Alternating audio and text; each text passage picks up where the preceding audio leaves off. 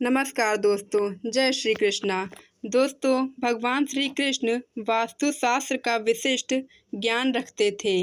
वह समय समय पर युधिष्ठिर को शास्त्र का ज्ञान देते थे। यह ज्ञान सभी व्यक्तियों के लिए अत्यंत ही महत्वपूर्ण और कल्याणकारी है। श्री कृष्ण ने दो ऐसे पेड़ पौधों के बारे में बताया है जिनके घर में होने से परेशानियां और गरीबी लेकर आती हैं। यह वृक्ष घर के सामने होने से उस घर में निवास करने वाले लोगों की कभी भी उन्नति नहीं होती है। उन्हें हमेशा असफलता और निराशा ही मिलती है।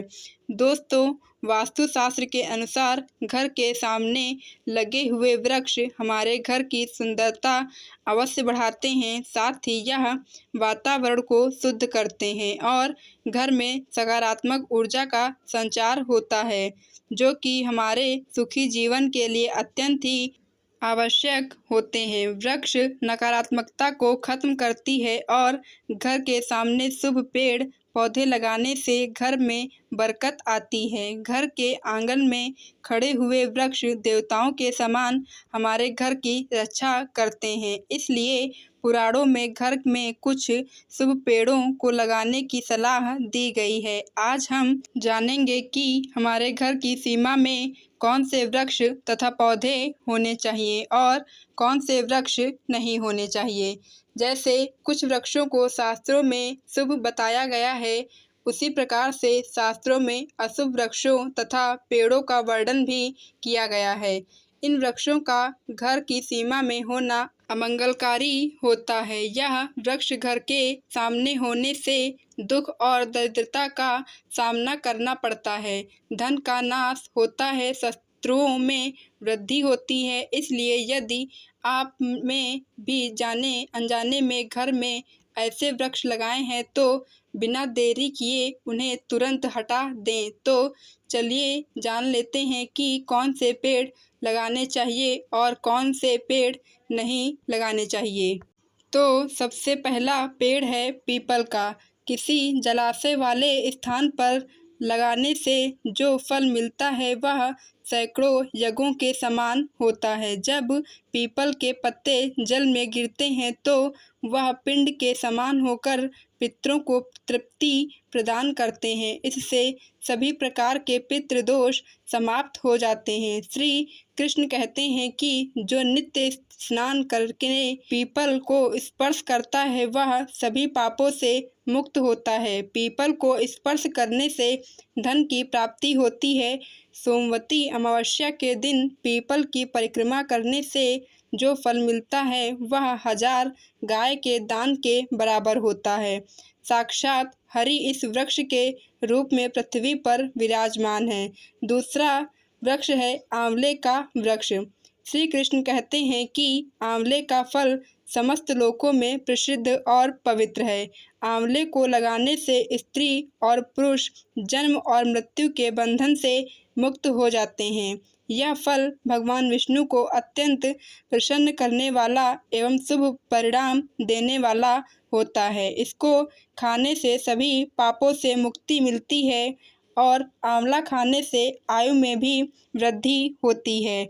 उसका जल पीने से रोगों का नाश होता है और आंवले को जल मिलाकर नहाने से दरिद्रता दूर होती है और सभी प्रकार के ऐश्वर्य वैभव की प्राप्ति होती है। जिस घर में आंवला सदा मौजूद रहता है उस घर में कभी भी दैत्य और राक्षस नहीं आते हैं।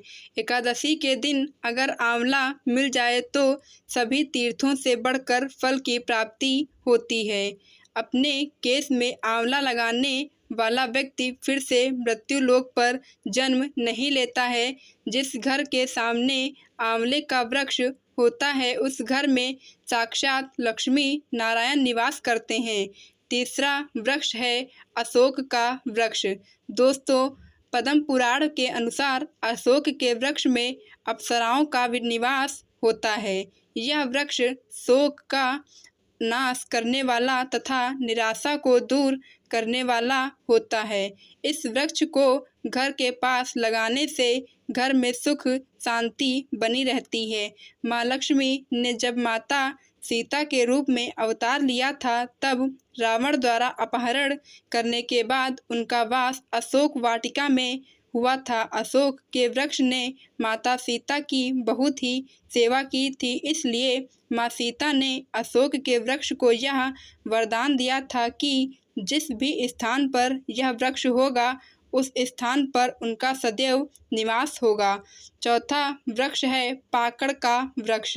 पुराणों के अनुसार प्रत्येक व्यक्ति को पाकड़ के वृक्ष को जरूर लगाना चाहिए। इस वृक्ष को लगाने से जो फल मिलता है वह महायज्ञ के समान होता है। पांचवा वृक्ष है नीम का वृक्ष। पुराणों के अनुसार नीम का वृक्ष लगाने से सूर्य देव प्रसन्न होते हैं। नीम का वृक्ष आयु प्रदान करने वाला माना गया है। इसे घर के पास लगाने से विभिन्न प्रकार के रोगों से छुटकारा मिलता है और माता दुर्गा को नीम के वृक्ष का अत्यंत प्रिय होता है, इसलिए वह नीम के वृक्ष के पास निवास करती हैं। घर के सामने नीम का वृक्ष लगाने से धन संपदा में वृद्धि होती है। छठा वृक्ष है जामुन का वृक्ष।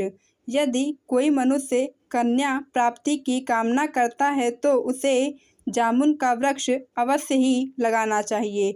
जिस मनुष्य के घर के सामने जामुन का वृक्ष होता है, उसके घर में कन्या का जन्म होता है, जो कुल का गौरव बढ़ाता है। सातवां है बेलपत्र का वृक्ष। पुराणों के अनुसार बेल के पेड़ में भगवान शिव और गुलाब के पेड़ में माँ पार्वती का निवास है, इसलिए अगर बेल के वृक्ष के पास गुलाब का पौधा लगाया जाए तो शिव पार्वती का आशीर्वाद प्राप्त होता है। उस घर में कभी भी दुख दरिद्रता नहीं आती है, कभी भी किसी व्यक्ति की उस घर में अकाल मृत्यु नहीं होती है और कोई भी स्त्री विधवा नहीं बनती है। आठवां वृक्ष है नारियल का पेड़। नारियल का पेड़ लगाने से पुरुष अनेक स्त्री का पति बनता है। नारियल किसी भी धार्मिक अनुष्ठान का आवश्यक अंग होता है। यह अत्यंत शुभ माना जाता है। सुंदर पत्नी की कामना करने वाले व्यक्ति को अनार का वृक्ष लगाना चाहिए। पलाश का पेड़ ब्रह्म तेज प्रदान करता है, इसलिए इसे अवश्य लगाना चाहिए। वंश की वृद्धि के लिए और संतान की प्राप्ति करने वाले व्यक्तियों को अंकोल का पेड़ अवश्य लगाना चाहिए। अगर कोई मनुष्य किसी बीमारी से पीड़ित है तो उसे खैल के पेड़ को अवश्य लगाना चाहिए। केले का पेड़ घर में लगाना काफ़ी शुभ होता है और यह घर में लगाने से सुख समृद्धि होती है और केले का पेड़ होने से घर में धन की कमी नहीं होती है। पारिजात का वृक्ष, इस वृक्ष की उत्पत्ति समुद्र के मंथन से हुई थी और माता लक्ष्मी का जन्म भी समुद्र के मंथन से ही हुआ था, इसलिए अगर आप पारिजात का वृक्ष अपने घर पर लगाते हैं तो माता लक्ष्मी काफ़ी प्रसन्न होती हैं। लक्ष्मी माँ की आपके घर पर असीम कृपा होती है। मनुष्य को कभी भी ताड़ का वृक्ष नहीं लगाना चाहिए। ताड़ का वृक्ष संतान का नाश करने वाला होता है। जिस घर के पास ताड़ का वृक्ष होता है उस घर के बच्चों की कभी भी उन्नति नहीं होती है। मनुष्य को कभी भी पछेड़े का वृक्ष नहीं लगाना चाहिए, क्योंकि जो व्यक्ति पहेड़े का वृक्ष लगाते हैं वह प्रेत बन जाते हैं। इसके नीचे बैठकर कभी भी पूजा नहीं करनी चाहिए। तो दोस्तों, इस प्रकार से शास्त्रों में इन वृक्षों के बारे में बताया गया है। उम्मीद है कि आपको यह जानकारी अच्छी लगी होगी। कमेंट बॉक्स में जय श्री कृष्णा अवश्य लिखें और प्लीज़ लाइक एंड सब्सक्राइब ज़रूर कर दीजिए।